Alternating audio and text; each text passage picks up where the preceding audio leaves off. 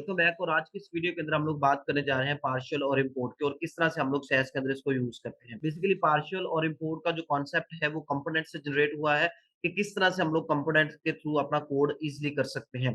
अभी तक अपनी प्रीवियस एग्जांपल के अंदर हम लोगों ने एक ही फाइल के अंदर मल्टीपल चीजें परफॉर्म की, लाइक उसी के अंदर हम लोगों ने वेरिएबल्स को डिफाइन किया, उसी में ऑपरेटर्स, नेस्टिंग, मिक्सिंग और इवन मिक्सिंग आर्ग्यूमेंट्स, एक ही फाइल के अंदर हम लोगों ने ये सारे काम किए। लेकिन सैस के अंदर जो प्रॉपर काम करने का तरीकाकार यही है कि आप वेरिएबल के लिए अलग फाइल क्रिएट कर ले, मिक्सिंग के लिए अलग फाइल क्रिएट कर ले, ठीक है? और इन तमाम फाइल्स को एक ही फाइल के अंदर इंपोर्ट करके आप उस मेन फाइल को क्या कर ले, आप कंपाइल कर लें, ठीक है? और एचटीएमएल के साथ सिर्फ आपको एक ही फाइल जो है वो लिंक करनी पड़ेगी। ऐसा नहीं है कि आपको मल्टीपल फाइल जो है वो लिंक करनी पड़ेगी। सो उसके लिए क्या करते हैं, सबसे पहले हम लोग एक फ़ोल्डर क्रिएट कर लेते हैं, और फ़ोल्डर क्रिएट करके हम उसका नाम रख लेते हैं सैस कंपोनेंट्स। और इसके अंदर हम लोग क्या करते हैं, एक फ़ोल्डर क्रिएट करेंगे जिसका नाम हम लोग रखेंगे सैस, और एक फाइल क्रिएट करेंगे जिसके अंदर हम लोग जो है वो एचटीएमएल अपनी डिफाइन करेंगे। ठीक है? तो इस फाइल का नाम मैं रख देता हूँ index.html। और इस कंप्लीट फ़ोल्डर को वीएस कोड के अंदर ओपन करने के लिए हम लोग सिंपल यहाँ पे टाइप करेंगे सीएमडी, और उसके बाद लिखेंगे code space dot, enter hit करेंगे तो ये कंप्लीट फ़ोल्डर हमारे पास कोड एडिटर के अंदर ओपन हो जाएगा। और जैसे ही ओपन हो जाता है तो हम लोगों ने क्या करना है, सैस के फ़ोल्डर के अंदर हम लोगों ने एक फ़ाइल क्रिएट करनी है जिसका नाम हम लोग रखेंगे लेट्स सपोज़ मेन डॉट एससीएसएस। ठीक है? एक चीज़ याद रखनी है, ये मेरी मेन फ़ाइल है। अब इसका नाम कोई भी रख सकते हैं, आप स्टाइल डॉट एससीएसएस रख लें, लेकिन मैंने मेन इसलिए लिखा है ताकि आपको भी थोड़ा-सा क्लैरिफ़ाई हो सके कि ये हमारी मेन फ़ाइल है, ठीक है? अदरवाइज़ इससे कोई फ़र्क नहीं पड़ता। उसके बाद हम लोग यहाँ पे क्या करते हैं, अपना बेसिक स्ट्रक्चर जो है वो डिफ़ाइन कर लेते हैं, और ये हमारा बेसिक स्ट्रक्चर डिफ़ाइन कर लिया हम लोगों ने। अब नेक्स्ट काम हम लोगों ने क्या करना है, सिंपली यहाँ पे जो है वो फ़र्ज़ करें एक हेडिंग क्रिएट कर लेते हो, एक हेडिंग, और इसमें हम लोग लिख लेते हैं हेडिंग 1। और इसी तरह मैं एक पैराग्राफ क्रिएट कर लेता हूँ, और उसके अंदर मैं 5 लेटर्स का एक पैराग्राफ क्रिएट कर लेता हूँ।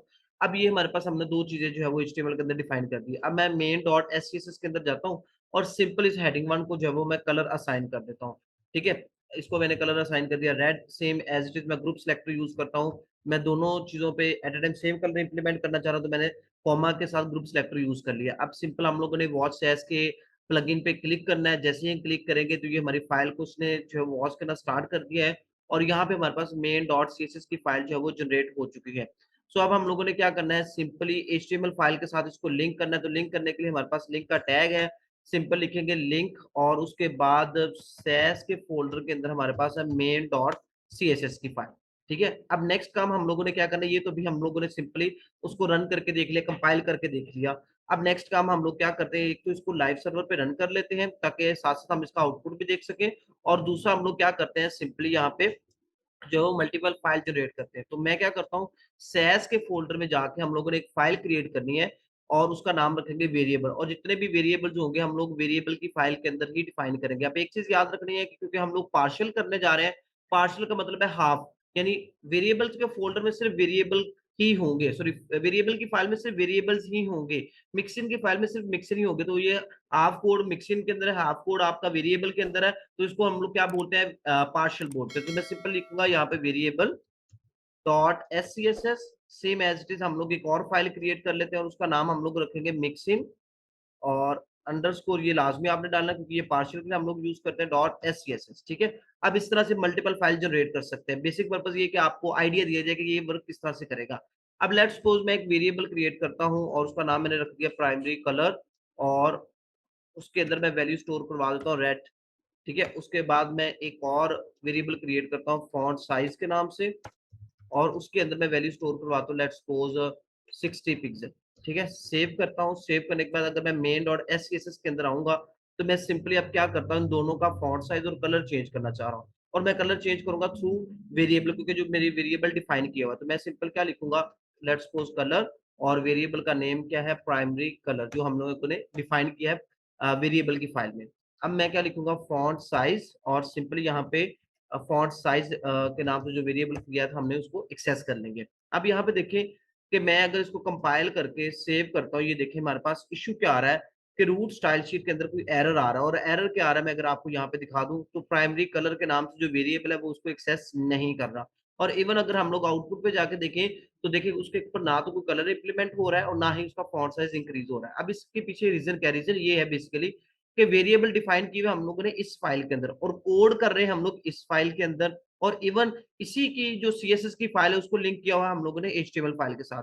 तो मेन डॉट एससीएसएस के अंदर उसको नहीं पता चल रहा है ये प्राइमरी कलर के नाम का वेरिएबल क्या कर रहा है या क्या है। ठीक है, तो सिंपली अब हमें क्या करना पड़ेगा, वेरिएबल को इंपोर्ट करना पड़ेगा। तो हम लोग सिंपल क्या लिखेंगे, इंपोर्ट और उसके बाद कोटेशन मार्क और इसके अंदर जस्ट हम लोगों ने फाइल का नेम लिखना है। जो सैस है वो ऑटोमेटिकली इसको रीड कर लेगा, इसकी एक्सटेंशन क्या है और ये अंडरस्कोर वगैरह लिखने की जरूरत नहीं है। अगर आप लिख भी देंगे तो कोई इशू नहीं आएगा।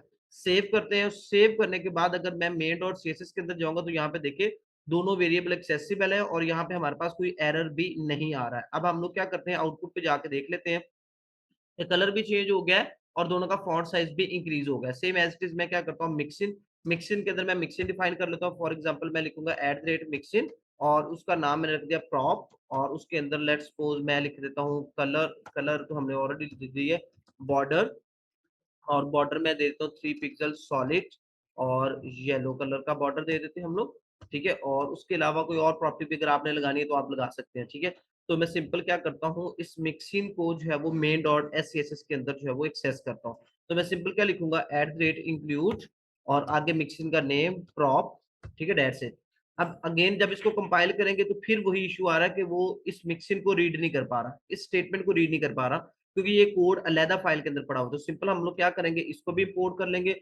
सिंपली क्या लिखेंगे, इंपोर्ट और इंपोर्ट के बाद हम लोगों ने सिंपली यहाँ पे जो है टाइप करना है मिक्सिन, दैट्स इट। सेव करेंगे और सेव करने के बाद देखिए ये एरर भी रिमूव हो गया और मेन डॉट एससीएसएस के अंदर ये कोड भी कंपाइल हो चुका है और आउटपुट पे भी जाके देख लेते हैं।